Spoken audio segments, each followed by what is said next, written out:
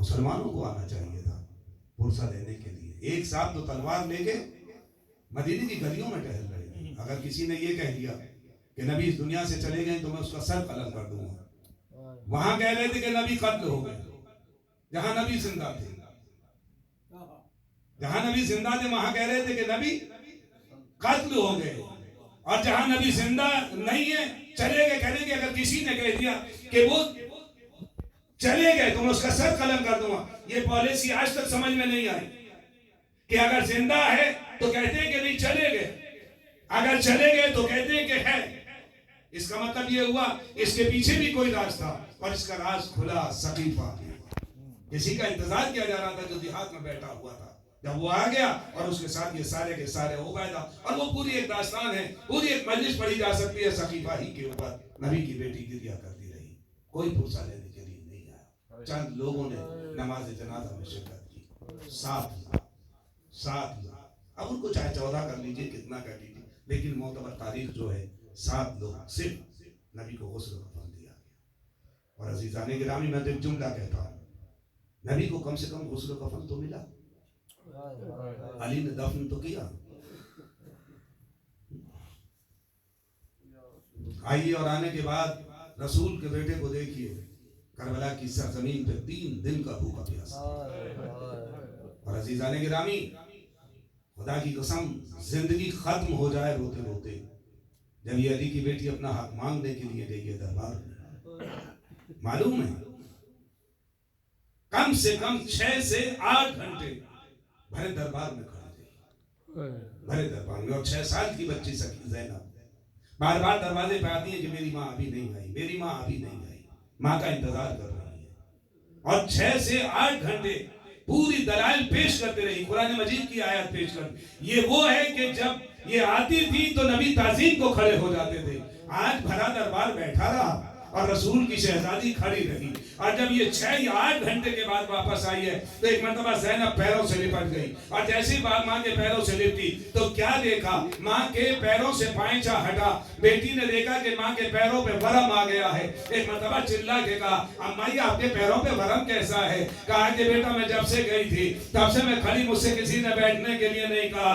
میں کہوں گا زینب سے ہو سکتا ہے شہزادی نے ایک جملہ کہا ہو، اے بیٹا ارے میرے 6 گھنٹے، ارے مجھے تو تیرے 72 گھنٹے یاد آ گئے. شام کا بازار ہوگا، منادی ندا دے رہا ہوگا اور تجھے 72 گھنٹے شام کے بازار میں روکا جائے گا. حاضر ہی زینب، حاضر ام کلثوم، حاضر ہی سکینہ، آزادارو یہ لٹا ہوا قافلہ شام کے قید خانے سے رہائی ملی. اس کے بعد کربلا آیا، کربلا کے بعد مدینے آ گیا. اور مدینہ جیسے ہی نظر آیا جناب زینب ام کلثوم کا دل بھر آیا. ایک مرتبہ ام کلثوم نے کہا، اے بشیر ارے تیرا باپ تو شاعر تھا، کیا تجھے بھی کچھ آتا ہے؟ ہمارے آنے کی اطلاع دے دے. بشیر گیا اور جانے کے بعد کہتا ہے، اے مدینے والو، مدینہ رہنے کے قابل نہ رہا، سیدہ کا گھر لٹ گیا، فاطمہ کی کھیتی تاراج ہو گئی. یہ کہتا ہوا جیسے ہی محل بنی ہاشم میں پہنچا، ارے کیا دیکھا؟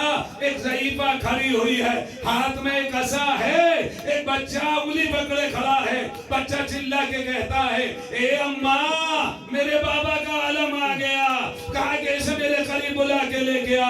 پر جیسے بچہ دوڑا ہوا گیا کہا کہ اے منادی تجھے میری دادی نے بلایا ہے. بشیر آیا اور آنے کے بعد کہا بی بی کیا ہوا؟ کہا کہ تم نے کیا کہا؟ کہا فاطمہ کا گھر لٹ گیا، علی کی کھیتی تاراج ہو گئی. پر جیسے یہ جملہ سنا ایک مرتبہ چلا کے کہا، نجف کا رخ کر کے آواز دی، اے میرے والیو وارث میں عباس کا دودھ نہیں بخشوں گی.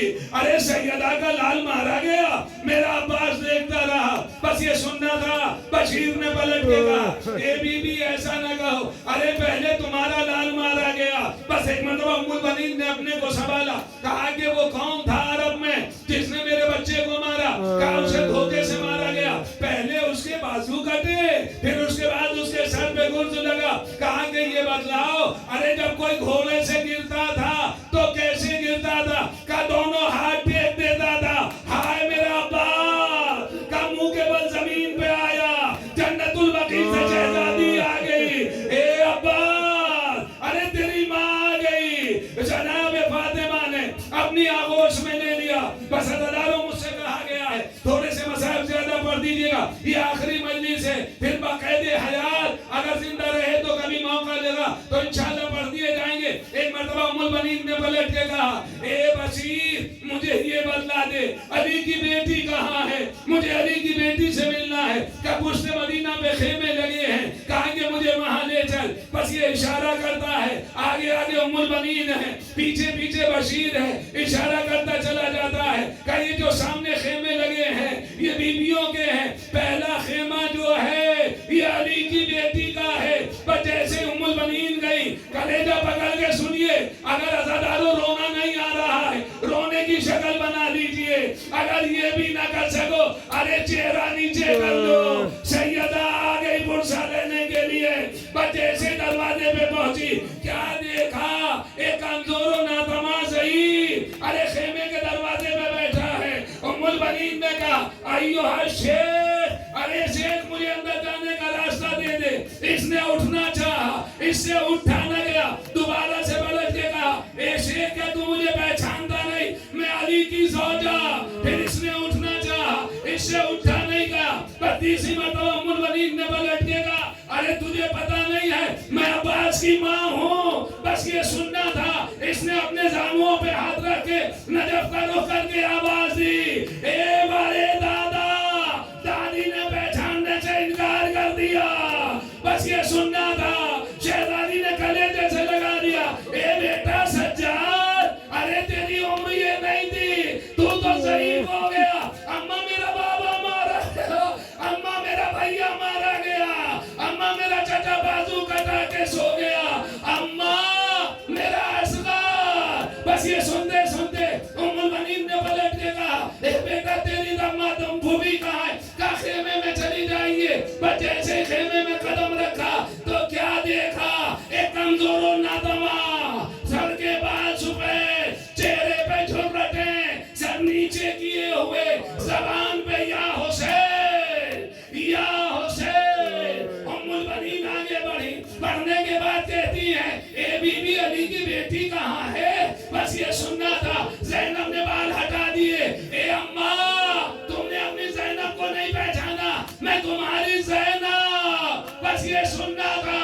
ام البنین کی چیخ نکل گئی اے علی کی بیٹی یہ کیا ہو گیا؟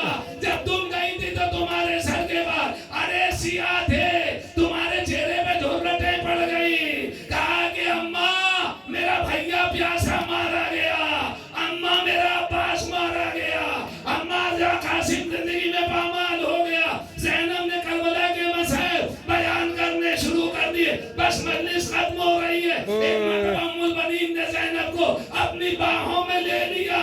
زینب نے ٹھنڈی ہوا محسوس کی، بلک بلک کے رونا شروع کر دیا اماں میں اجڑ گئی، اماں میرا گھر لٹ گیا، اماں میں سب کو کھو کے آئی ہوں۔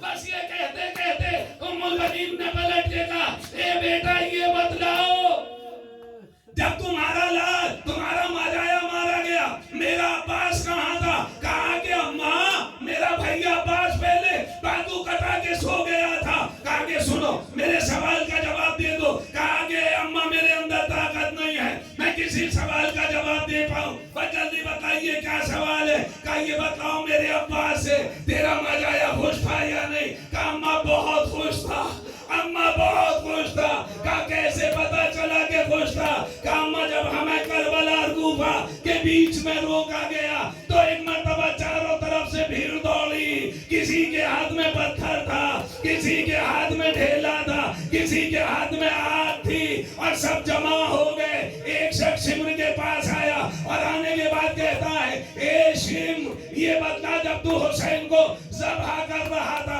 عزادارو کلیجہ پکڑ کے سنیے گا میں مسائل پڑھے دے رہا ہوں۔ کہا کہ جب تو حسین کو ذبح کر رہا تھا کیا حسین نے تجھ سے کچھ کہا؟ کہا کہ مجھ سے کچھ نہیں کہا، جب میں سر میں لگاتا تھا کبھی اللہ کو یاد کرتا تھا، کبھی نانا کو پکارتا تھا، اے نانا جو میں نے وعدہ کیا تھا وہ پورا کر دیا۔ کہا جب میں نے حسین کا سر قطع کیا اس کے ہونٹ ہل رہے تھے، اب جو میں نے اپنے کانوں کو قریب کیا ہونٹوں سے آواز آ رہی تھی عباس تیرا آقا مارا گیا، عباس تیرا मेरे को मारे।